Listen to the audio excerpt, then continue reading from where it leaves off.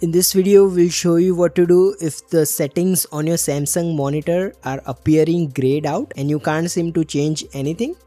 So as you can see, I have this Samsung monitor. Now if I go to this picture tab, I can't seem to control the brightness or the picture mode. So this usually happens due to this eye saver mode. So if I select it and then turn it off, I'll be able to change all the settings including the brightness and picture mode. So as you can see, I can now control the brightness. It is no longer grayed out. However, if this doesn't work for you and if the eye saver mode is already off, you can go to the system tab and turn off this free sync option. So it may be named differently on your monitor. So turn off anything that says free sync or similar.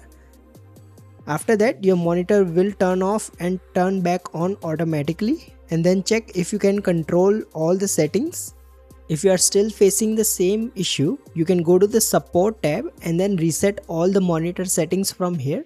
Finally, if you are on a Windows PC, what you can do is open the HDR settings on your Windows PC and then select your monitor using this drop down menu. Now go to display capabilities and turn off HDR from here. So my monitor doesn't have HDR, so I don't need to worry about this. But if your has it, simply turn off HDR from here and then try again.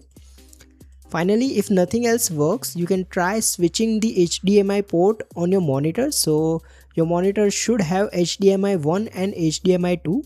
Simply try switching to a different HDMI port and then check if that fixes the problem.